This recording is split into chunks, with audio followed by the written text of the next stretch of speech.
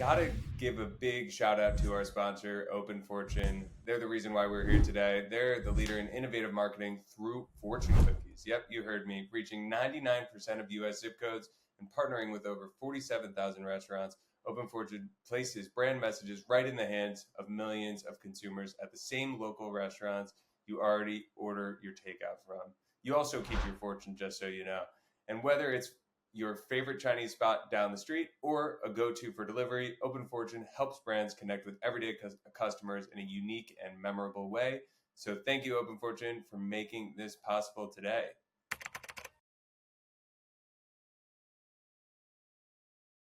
So I'm really, really excited about this one.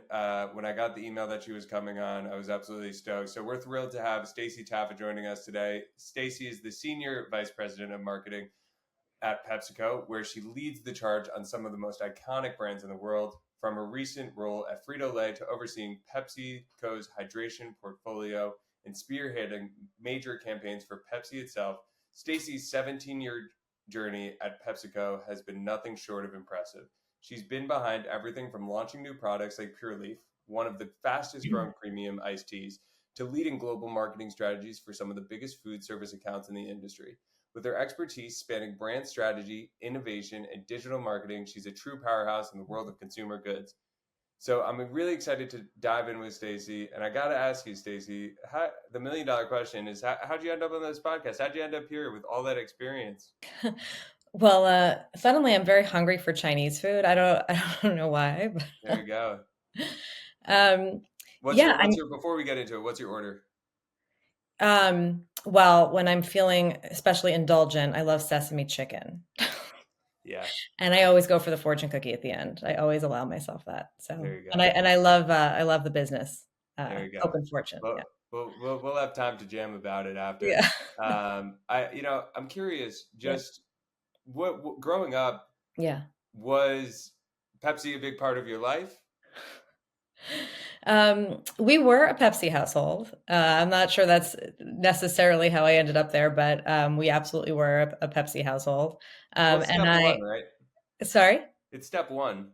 it is. I also remember where I was when I saw the Britney Spears Super Bowl ad. I was in college, and I was like, I want to do that. That is so cool, and all the amazing work that Pepsi did in culture. It definitely was something I had my eye on for a long time. And was it marketing from the jump of that is what you're going to go into and your first job? Nope. So I thought I wanted to be a psychologist when I was in high school, and then in college I was a psych major, and I always liked helping people, and I was always really interested in why people did certain things. And so I started to study psychology, and I loved it. I loved the academic part of it. And then I spent a summer at a psychiatric hospital as an intern. And I had a real hard time putting that away when I got Yeah. home. And I had trouble sleeping. And I decided that wasn't for me. Yeah. So then the next summer, I did research and I said, maybe I should be an academic. And I got really lonely. And so from there, I started to think about how could I use psychology and some of the other things that I loved. I was actually an econ minor. I was always very interested in business Yeah. as well. I had creative outlets, art and writing, and so I was lucky enough to find marketing that way. Yeah. And what I already know this answer a little bit, but I want to hear it from you. From your psych background, did you bring into your role today and just all of your career? Because marketing really is psychology at its Yeah, core. I that was the lucky part is that, at the end of the day, marketing is nothing if you don't understand what motivates your consumer or your buyer. And really getting as deep as you possibly can to get to true insight. We talk a lot about the difference between data and insight. And, when you get to a great insight, the reaction should be, oh, like it's something that's universally true, but not obvious. And to get to really great ideas, you need to start with really meaningful insights that are compelling and surprising and interesting. And I do think the study of psychology really helps get to how you ask the right questions, how you do the right types of research, what you're looking for when you're interacting with people to get to those insights. For sure. No, it's I have the same exact background similar in like Oh, psychology, sports too, but and weaving that into marketing. So it's good to hear. Sometimes I get CMOs on who are like, I was a architecture major or something, and I'm like, there are ways you could tweak it in, but it's cool to hear that you bring it into your everyday life.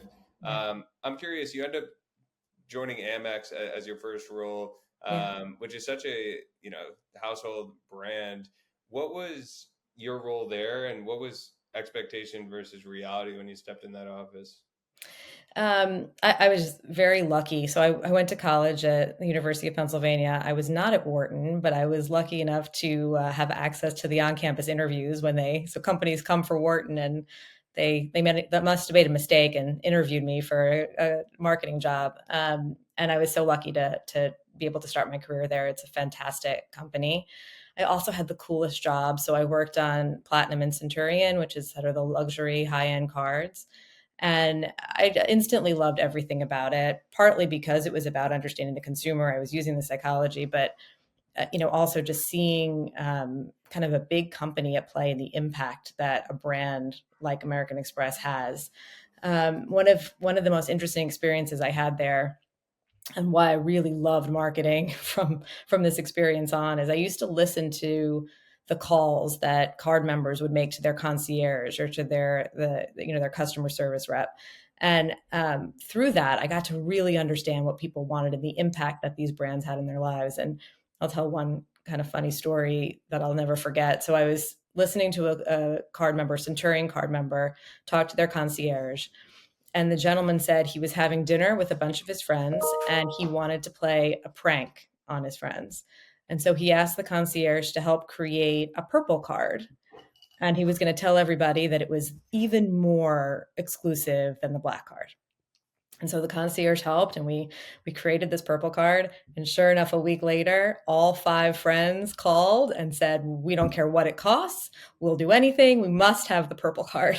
And Wow. it If that's at not a that case study on psychology, oh my God. And yeah, branding, right? The branding, yeah. impact of that brand and what it meant for their status and what it said about them. And from then on, I was hooked. It was like, I am a brand marketer It's for the rest of my life. that makes a lot of our listeners are in their early 20s, late 20s. I Good think for the them. question that a lot of marketers, yeah, it's pretty cool. A lot of them are asking, do I go back to school? Right? Mm, You ended up going to Harvard Business School, getting an MBA there. After you got some work experience. yeah. Are you happy with that decision, and what did that teach you? Yeah, absolutely. I don't think it's critical. We have lots of associates that did not get an MBA. For me, it was a great step for a couple of reasons. One, I mentioned I was liberal arts, social sciences study primarily in college, and so when I got into my job, I was learning enough to do that job, but nobody was sitting down with me and showing me a P&L or showing me how to understand how a supply chain worked in any industry. And so I really did feel like I needed a little bit more of a business education because I had aspirations to be in a much bigger job, down the road. And so that was one. And then secondly, I do think that, marketing and business is very much about your network and about building relationships internally where you work and externally in the industry. And that network that I've built through my colleagues and my friends at business school have definitely helped, not just in my career, but just have helped me learn and Yeah, expose me to new things. And so it was a real benefit from both of those perspectives. yeah, and the soft skills that you learn, right, Yeah, in school. What do you exactly. recommend it to? What kind of like student or marketer would you recommend going to business uh, school to, and maybe somebody who you wouldn't? Um, I don't know if I would not recommend it to any specific skill set. It's really a personal choice, but I do think if I'm someone who likes to think of myself as a student forever. I just love to learn. I'm very energized by new challenges and new things. And I thought, business school really opened up the aperture Sure. and, you know, introduced me to things that I would not have been exposed to, challenges and areas of business and economics that I wouldn't have thought about otherwise. And so I wish I could go again to get another graduate degree. I don't know if it's in the cards for me, but I think we get better at our jobs and better at life when we learn more. So if you do Absolutely. have the luxury to go back to school, I would highly recommend it. Absolutely. Maybe one day for me, I recently made me think of there's a daily podcast in the New York Times about a guy who had like is the most educated man, has like Oh yes, 70, I heard it. 70 Yes. degrees. It's crazy. Anyway, maybe I'll have him on the show one day. Um, you've been at PepsiCo for over 17 years. It's a long time. Um, I know what you're thinking, that I don't look old enough, right? yeah, I mean, that's exactly. But 17 years is a long time, especially for somebody in marketing where like, the turnover is quick. Yeah. What's so special about PepsiCo from the jump that you realized Yeah. that kept you there? Yeah. There were two things that really attracted me to the company when I joined, and they're the same things that have kept me there as long as I have. The first is the people and the culture. So I knew from when I was interviewing there is a dynamism to the culture and the people at PepsiCo. It's very much people that are passionate about their work, who are passionate about winning in the marketplace, and there's just a speed there and an intensity in a good way that I was very drawn to. And the second thing is the brands. When I thought about a career in consumer products, some categories are a little bit more interesting and youthful than others. And, the PepsiCo brands in particular, the way that they play in culture, always the way they've created in many cases, parts of pop culture, that was super exciting to me as well. And so that's why I joined. And, I've been lucky enough to have a lot of different experiences over Mhm. the 17 years. But throughout all of them, I come back to those things. I love the people I work with. I learn something. I mentioned I learn something every day, and I Yeah, get to work on the coolest brands. yeah, So it's been they great. really are. And you've had such an incredible journey there, working for so many brands, which we can get into. What was the most pivotal moment that shaped your career path within the company? Hmm. Yeah, it was, so I was working on, sort of early in my career, I was working in the iced tea category. You mentioned, in my intro, I was part of the launch of Pure Leaf, which was, an awesome experience, and, one that, I was very proud of. And at that moment, I was, thinking about my next role, and it was going to be at the director level. And I was sort of on the bench for, oh, it's time to work on like Pepsi or Mountain Dew or one of these core brands where you get to do all the advertising. And I was really excited about that. And then the CMO at the time, maybe 4 weeks after that conversation, called me and said, "Hey, we have a great opportunity for you to go work in international food service and go stand up a new capability to expand our B2B marketing around the world with our biggest global customers." And I said, "I don't even know what you're talking about. Is that marketing? What is that?" I didn't know much about it. And I had a choice at that moment to say, "Hey, I'm not interested. I'm going to wait for my opportunity to work on one of these big brands." Or I could embrace it and say, "I'm going to go figure this out, whatever it is, and learn from it." And I chose the latter, and it was the best decision I ever made, and it was one of my favorite roles. So I traveled around the world, and I worked with our biggest global customers, and I What did figured. that role actually mean? Because I also Yeah, so you didn't know what it, don't so know. basically what it means is, I was responsible for working with the CMOs at our big global food service customers. And food service is restaurants, hotels, anywhere where you have an on-premise, if you have a beverage or a snack, kind of where you buy it. That's our food service business. And we have all of these relationships, and they're exclusive, right? So you go to a Taco Bell and you can't get a Coke or a Pepsi. You can get any type of Pepsi across our entire portfolio. And so we have teams that manage those relationships, not only as like a supplier of food and beverage, but also as a business partner. And my job was, it was a new role, was to go figure out how we bring more value and bring more business through those relationships. And it's huge revenue on the line. And we didn't really have a lot of, there weren't a ton of marketers thinking about that. And so I went in and I was able to bring insight to our customers and new innovation we brought and ways to drive traffic to restaurants through programs and marketing with Pepsi and our brands. And it was very different and non-traditional, and it was awesome. It was so exciting, and it just opened my eyes to Yeah. marketing is a lot of things. Yeah. It's Yeah. not just brand management, and being open to new things, you might find something that you didn't even know you Yeah. were interested in. No, I Stacy, mean, silly question, but I Yeah. think it will go towards a less silly question. Okay. Baja Blast, is that like an example of Yes. value through marketing, through innovation? Exactly. So I had Taco Bell was one of my customers at that time, and Baja Blast is and it was at that time an exclusive brand for Taco Bell. We also had the Doritos Locos Taco that was introduced back then, and that still exists today and is an enormous business. We sell billions of those over the years, and so those are the types of initiatives that the marketing team brings to our most important customers. And it's really brand building because if you think about the fit of the Taco Bell consumer, as an example, it is very similar to the profile of the Dew and the Doritos consumers that we speak to. And so those types of partnerships go a long way. It also must be interesting to collaborate with product on that because they're Yeah. creating this brand new. I'm not saying you don't collaborate with product for traditional Pepsi core products, but Yeah. they're creating product as you are creating identity and Yes, then have to work together to really do it. exactly.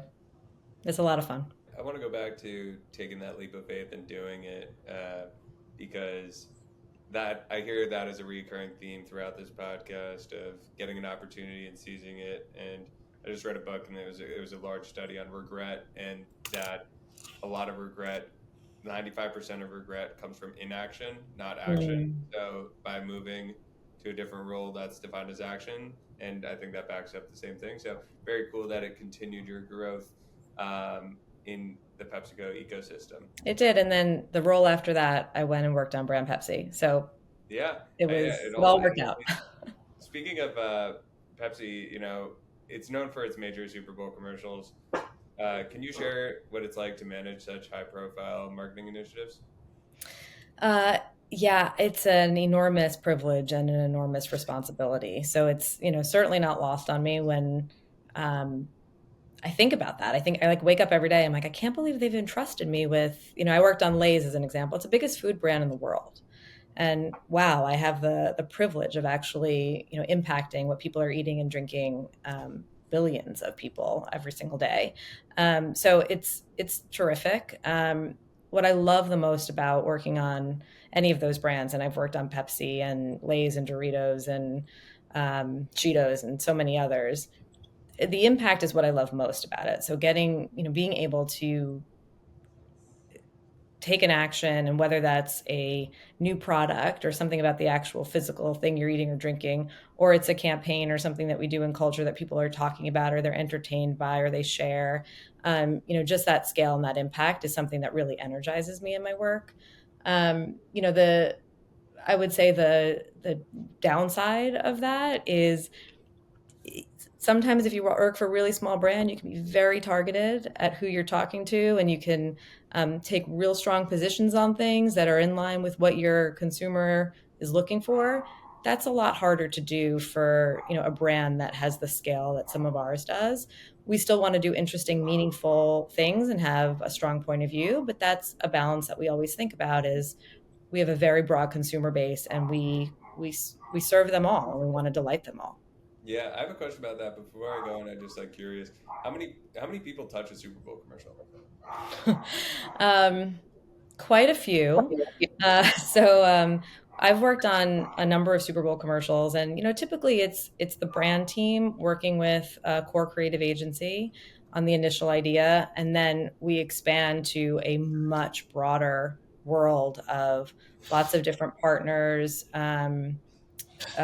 Different types of agencies to make sure that the idea is not just living in a 30 or 60-second ad, but it's Yeah, also coming through social. It's in culture. It's our PR partners have a lot to do with getting the earned media there. So it turns into a lot of people, mm, and rightfully so. It's a huge investment, yeah. right? I'm a strong believer Like in a it movie. It's because like a movie, right?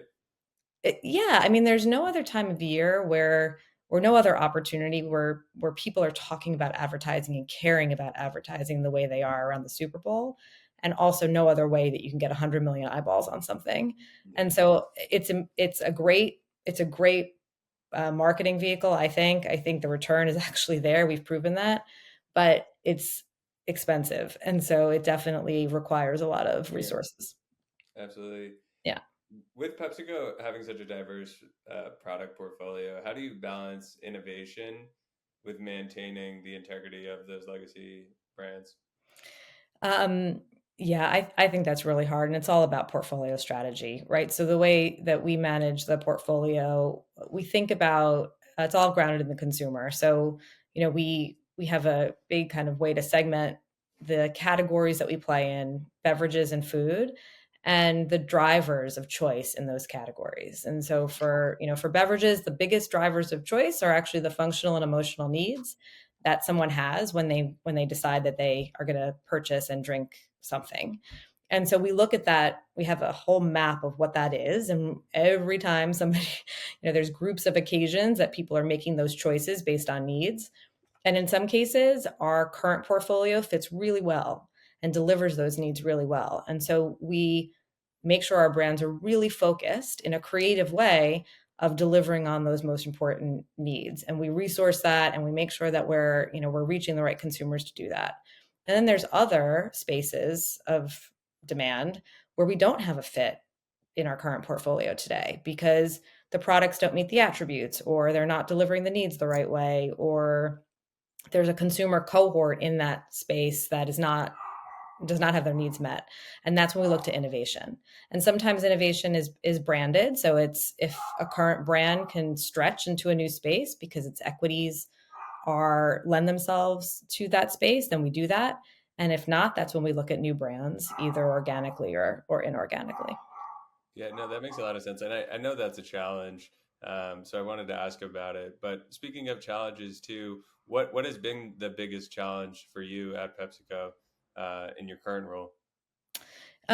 Yeah, my current role is actually all about transformation. And so I'm in a role now. I've led in my career brands, and then slightly bigger brands, and then portfolios of brands. And now I have a slightly different remit where I'm looking across our entire portfolio and thinking about transformation and where we should be innovating and how our media needs to evolve and how our content needs to evolve and all of the ways that we engage consumers.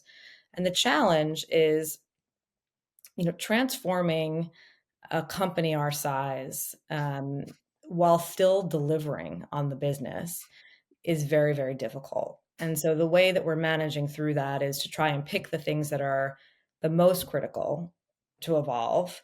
What does And transformation mean to you? yeah, well, for me, it means like rapid change, right? It is that it's not just evolution. It's like there are some things we fundamentally need to do differently because the consumers coming into our categories today just are different, operate differently. Everyone knows here's all about how Gen Z is different, but then Alpha's coming around the corner, and we just can't do things the way that we used to do, either from a product portfolio perspective or from the way that we do media and consumer engagement. And so it is transformative how we need to evolve and change, because it's not incrementally doing things different. It's holistically thinking about how we approach these challenges differently. And to do that and still, again, get the whole machine of the company delivering the business, is certainly something that we struggle with and I think a lot about. Yeah, and I think that's such a cool role, and that PepsiCo put you in that role for transformation, because a lot of brands are trying to change their narrative and just trying new things. What are some examples of transformation that I know you've only been in this role for like a year and a half, Yeah. but some transformations that you've made that you're stoked about? Yeah. I have one that I think sounds kind of cool, and one that I think is really cool that might not sound as cool. But the first one is around media, and we've traditionally I would say over the last 10 years, we've like incrementally shifted from more traditional, linear and sort of mass reach channels to more digital and more addressable types of media.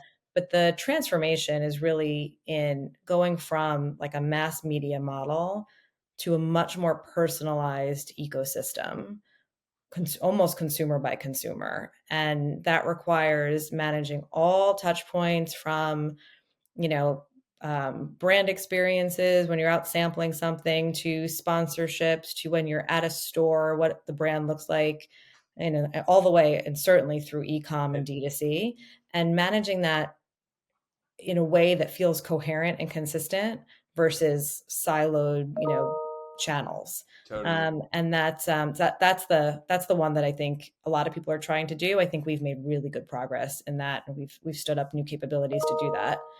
The second one that may sound a little less sexy, but I think is cool, is we've totally changed the way that we manage our budget. And so, like, we've now looked at investment much more around portfolio strategy and how we can sufficiently fund the things that are the most important, by knowing what touch points and what levers are the most motivating for consumers, brand by brand, and investing our money there, versus like a year over year budget where we allocate, based on more traditional principles. So that was a really detailed, interesting, data-led exercise. But I think we've gotten to a place where we're going to be putting our money behind the things that are going to really impact consumers the most. Very, very cool. That's awesome. And thank you so much for sharing that. Yeah.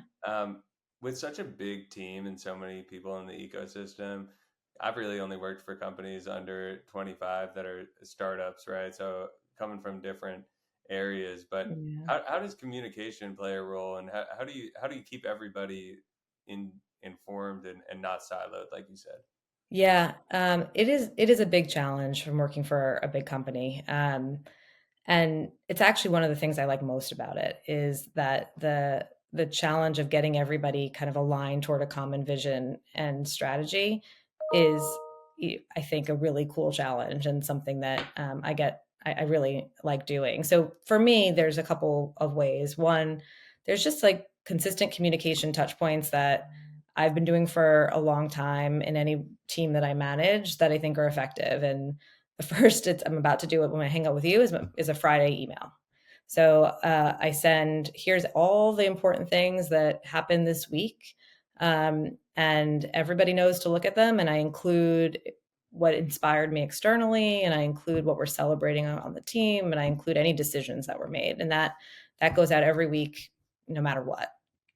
The second is, a quick touch base Mondays with my leadership team to set the week, and make sure that they know everything that I know, and that they're cascading it with their teams. And so having those two critical kind of touch points, beginning and end of week, I think is really important.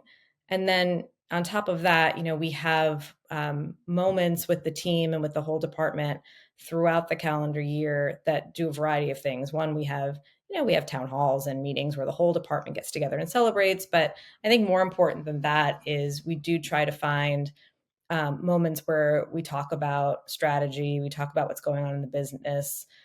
We have open forums for discussion and feedback around those things. And so I think through that, we really try to enroll the team and everybody who works on the team to be part of whatever priorities that we're resourcing.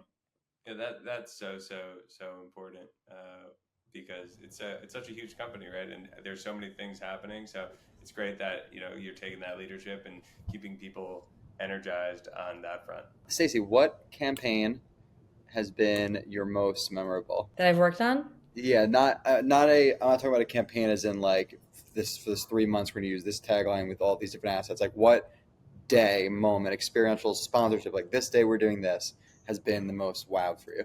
Oh, wow. I think it was. So I worked on the Bubbly Super Bowl campaign, which was with Michael Bublé. And that was one of those campaign ideas that I'll come back to the day, but it was one of those ideas when we all know in marketing, when you see a creative idea from an agency and before they even stop talking, it's the one. I mean, it took me 1 second to buy that idea and to know that it was going to be special.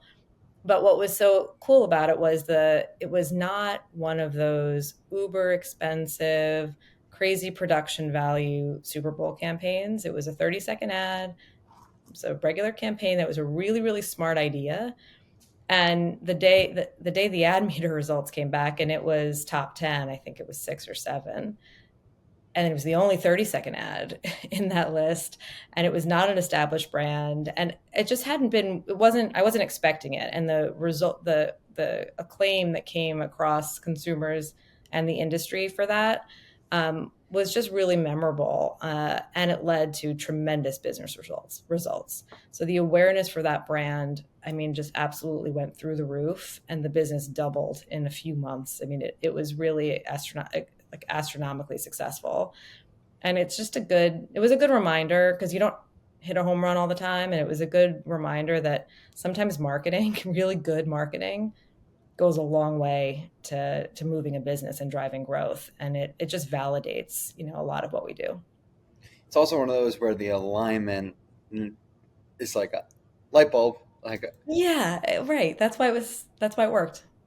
Sometimes marketing's pretty simple. You brought up earlier just being a lifelong student. Yeah. How have you continued to, I see a shelf full of books behind you, right? But how have you continued to educate yourself, whether through books or mentors that have really helped out through the way? I do, okay, I'll read a lot, and I will listen to podcasts like yours. And but actually for me, the best learning comes from trying and doing new things and getting inspired in places that are outside of the industry. So, I play the piano. I like to look at art. I like to read things that are not about marketing, that are about other disciplines. And I think the more that we can stretch our minds, and by the way, I like to talk to people that work in different industries and have different challenges. I do lean on my classmates from business school a lot to just talk about things that they're facing. And I think that that's where a lot of learning comes from. It comes from curiosity and interest in different things, and especially in a field that can be as creative as ours, stretching your mind, stretching the way that you think, the way that you get inspired, the way that you solve problems, that's where I find the most value. Absolutely. And I think we all learned a lot today. So I appreciate you just sharing your learnings with us. I appreciate you. Sweet. So let's hit the quick question round and send you on your way Friday. All right. Okay. As the media mogul Gary Vaynerchuk once said, I only believe in 4 forms of media: influencer marketing, biddable media, the Super Bowl, and open fortune. You might say you know about the other 3, but what's open fortune? By leveraging the simple yet impactful medium of fortune cookies, you can engage customers across 99% of U.S. zip codes through a network of 47,000 restaurants. It's a direct, tangible, and creative way to leave a lasting impression on your audience. Shout out Open Fortune and Dylan for making today possible. Sweet. So let's hit the quick question round. Person you'd most want to sit down to dinner with, dead or alive? Michelle Obama. She's a favorite. We've got a lot of Michelle. Favorite city in the world? New York. Is it okay to sleep with socks on? Yes. Wow, let's go. Dylan's getting killed. I bet him every time. And no, it's not. What if it's cold? More blankets. No, if it's cold, you're good. Put on those wool socks. Come on. Totally. Favorite rom-com? I love this show I'm watching now. The one with Kristen Bell. God, I can't remember the name, so I guess that's not a good answer. Yes, Nobody Wants This. Nobody Wants This. It's awesome. Love it. Best spot to eat in New York City? Sushi of Gari. Favorite UPenn grad? There's a lot I don't like. There you go. Say yourself. We're going to go with my husband for favorite UPenn grad. In 40 years, what will people be nostalgic for? I think real books. Yeah, I'm already on the Kindle. It's hard. I don't want to ever let go of real books. Yeah. One thing people don't understand about your role is what transformation actually means.